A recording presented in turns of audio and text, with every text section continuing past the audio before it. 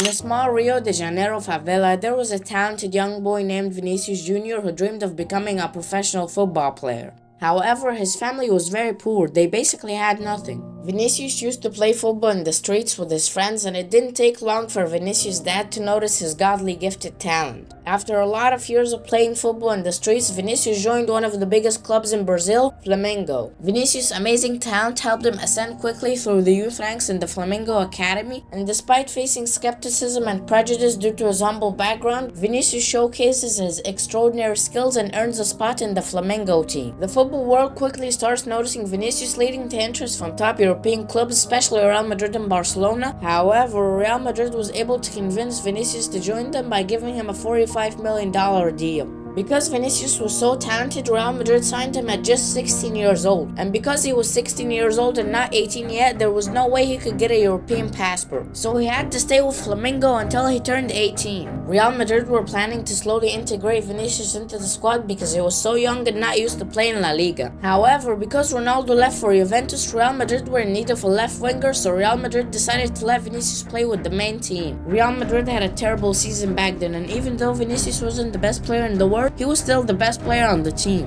Vinicius had an amazing style of play and very high dribbling ability. In fact, Vinicius got compared with Neymar a lot of times. Now, even though Vinicius had amazing dribbling, he was still missing that last touch. Vinicius would do everything in the match, but when he gets closer to the net, he would turn into a 3-year-old from Alabama. His composure in front of the net was off and he missed a shitload of chances. Vinicius actually only scored 1 goal in La Liga that season, and he couldn't score more because of an injury. Real Madrid fans were worried and thought that they wasted $45 million on a player who can't even score. In the 21-22 season, aka Zidane's last season with Real Madrid, he had improved a little but still needed a lot of training. Vinicius also got roasted against Borussia Mönchengladbach when Benzema told Mendy don't pass to him. He's playing against us. Vinicius ended up scoring 17 goals in all competition with a very high improvement rate. In the next season, Zidane left Real Madrid and Real Madrid signed Ancelotti, an old Real Madrid coach who had won it all with the club before. Now in the next season, Vinicius' teammates were against him, Real Madrid fans were against him,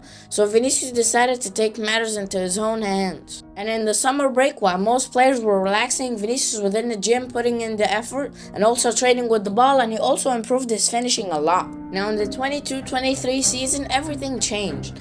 Vinicius went from not being able to score a goal to being one of the best players in the world. Vinicius was able to score 22 goals and 20 assists in 52 games and also ranking the 8th in the Ballon d'Or nominations. Not only that, but Vinicius also had a lot of other iconic moments, such as scoring his first hat-trick with Real Madrid and winning La Liga Player of the Month a lot of times. Vinicius also won the treble with Real Madrid. Overall, it ended up being a great season for Vinicius. And if this story teaches you anything, it should be that you don't give up on your dreams and work very hard to achieve them. Thank you guys for watching. I hope you enjoyed this video. I will see you next time.